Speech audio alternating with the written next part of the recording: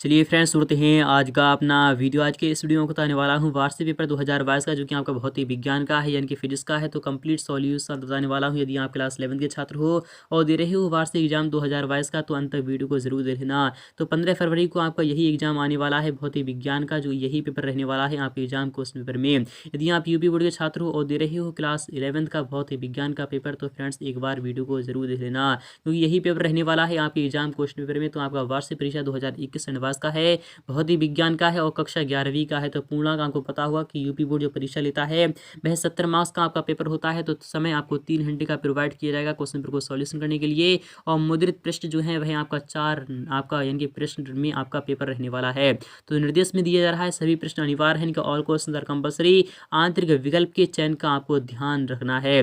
तो आपका खंड आपका यहाँ शुरू हो रहा है, तो प्रत्येक प्रश्न आपका 1 अंक रहने वाला है पहले वाले क्वेश्चन में। तो यहाँ पर कह रहा है कौन सी संक्रिया अर्थपूर्ण नहीं है। क्या दो सदिशों यानी कि दो अदिशों का योग क्या अर्थपूर्ण नहीं है। तो नहीं, यह आपका बिल्कुल गलत हो जाएगा। यह तो आपका बिल्कुल सही है, क्योंकि दो अदिशों का योग संभव है। क्या है, दो अदिशों का योग संभव है।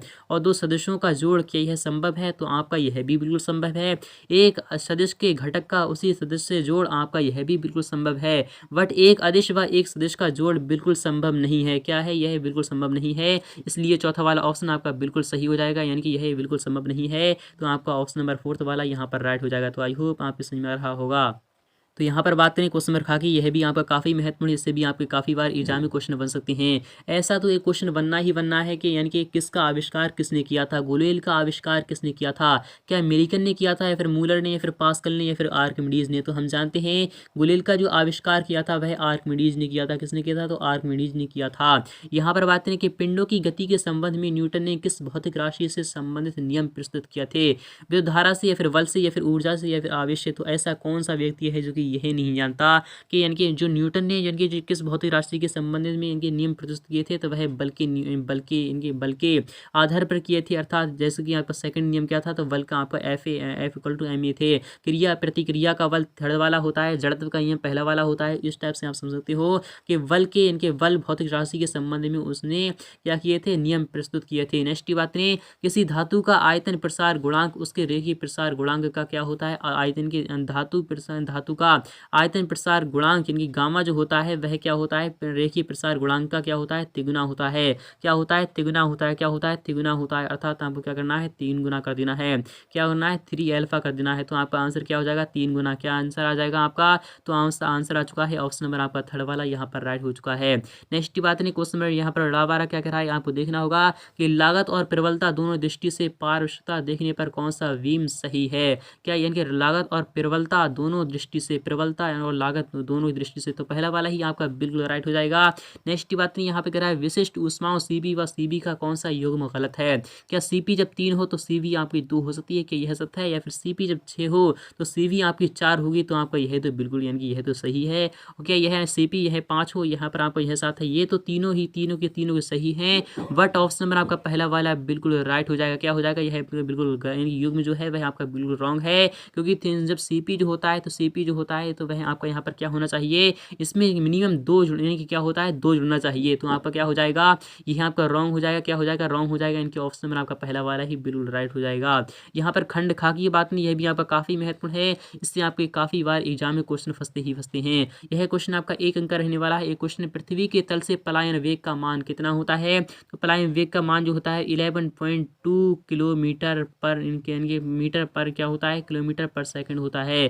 क्या होता है, यानी 11.2 मीटर पर सेकंड होता है। क्या होता है, 11.2 मीटर पर सेकंड, किलोमीटर पर सेकंड होता है। तो यही आपका आंसर हो जाएगा। नेक्स्ट बात नहीं, खुले पाइप में मूल स्वर्ग के समय अप्रगामी तरंग से निस्पंद और प्रस्पंद की सही स्थिति का आपको चित्र दर्शाना होगा, जिसका चित्र मैं आपको नेक्स्ट पार्ट में दिखा दूंगा। तो नेक्स्ट पार्ट का वेट कीजिएगा। जितने भी चित्र और जितने भी लॉन्ग क्वेश्चन होंगे तो नेक्स्ट पार्ट में मैं आपको सॉल्यूशन दिखा दूंगा, कंप्लीट सॉल्यूशन। नेक्स्ट बात, नेक्स्ट वाला क्वेश्चन भी आपका काफी महत्वपूर्ण है, उसे भी देख लीजिएगा। यहाँ पर सेकंड वाला क्वेश्चन क्या कह रहा है आपको देखना होगा और समझना होगा। यहाँ पर गा वाला क्वेश्चन है कि सेल्सियस और सेल्सियस ताप और फ़ारेनहाइट ताप के बीच क्या संबंध है, आपको वो प्रस्तुत करना होगा।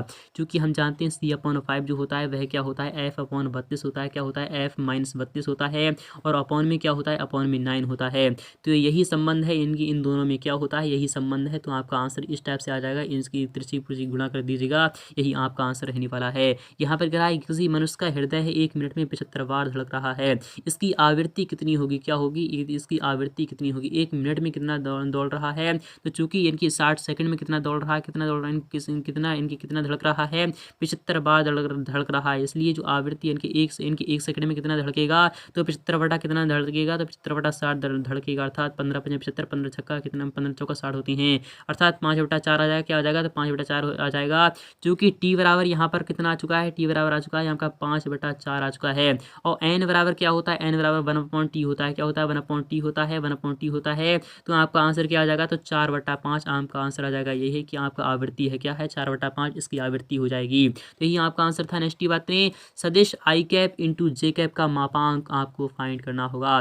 क्योंकि सदिश आई कैप है, सदिश है, ना कि आपका क्या है, यदि यहाँ का सदिश अदिश होता, इनकी सदिश अदिश होता तो आपका क्या आंसर आ जाएगा। इनकी यहाँ पर क्या है, तो आपको यहाँ पर क्रॉस है, क्या है क्रॉस है। तो चूंकि हम जानते हैं क्रॉस में जब भी आए, इनकी क्रॉस में जब भी एक दूसरे का अपोजिट आए, तो जब एक दूसरे का जब अपोजिट आता है तो आपका आंसर, इसका जो आंसर निकल कर आता है तो वह आपका क्या निकल कर आता है, तो वह आपका 1 के इक्वल निकल कर आता है। किसके इक्वल आता है, तो 1 के इक्वल निकल कर आता है।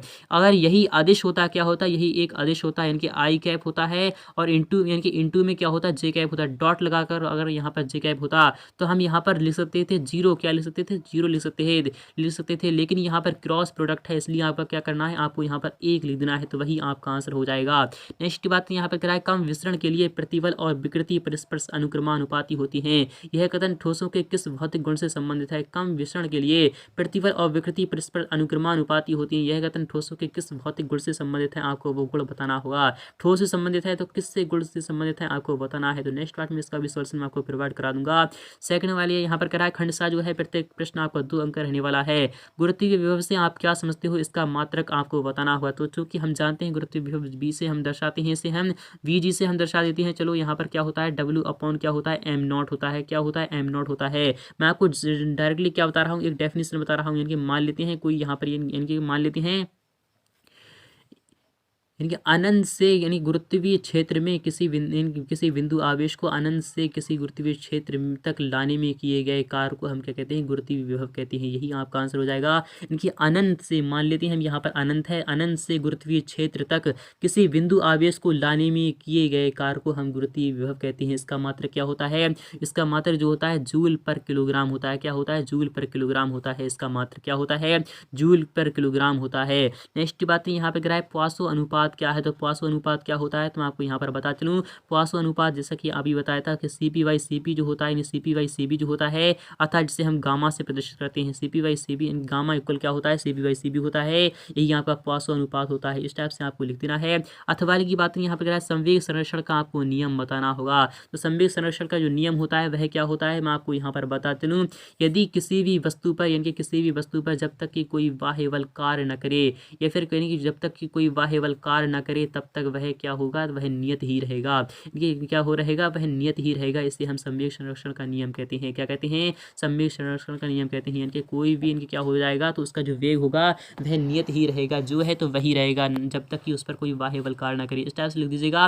नेक्स्ट पार्ट में इसका सॉल्यूशन मैं आपको प्रोवाइड करा दूंगा। अथवा की बात नहीं, यहाँ पे कह रहा है कुसुम मृगा कह रहा है निम्न प्रकोप में से किसी ऊष्मा गतिज निकाय की दी गई ऊष्मा किस रूप में व्यय होती है, चक्रीय प्रक्रम, सम आयतनिक प्रक्रम। माँ को नेक्स्ट पार्ट में इसका भी सॉल्यूशन प्रोवाइड करा दूंगा। यहाँ पर बात नहीं, अनुदैर्घ्य व अनुप्रस्थ यांत्रिक तरंगों में क्या अंतर है बताना है आपको। मात्रक आपको परिवर्तित करना होगा। 9.8 मीटर पर सेकंड स्क्वायर को सेंटीमीटर पर सेकंड स्क्वायर में आपको बदलना होगा।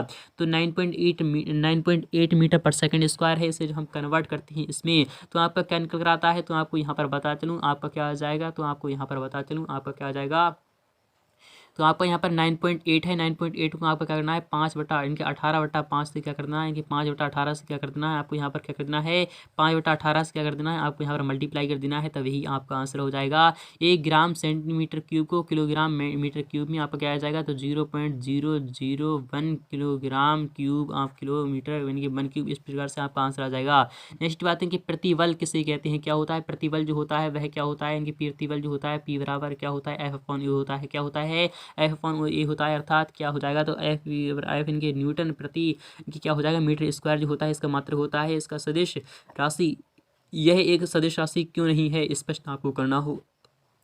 नेक्स्ट पार्ट में इसका भी सॉल्यूशन मैं प्रोवाइड करा दूंगा। फिलहाल के प्रतिबल यही होता है, तो मैं आपको बता दिया है। नेक्स्ट बात में एक परिगामी तरंग का समीकरण यह है, तो जहां S/y सेंटीमीटर 30 सेकंड में तरंग का आयाम, आवृत्ति और तरंग दैर्घ्य आपको फाइंड करना होगा।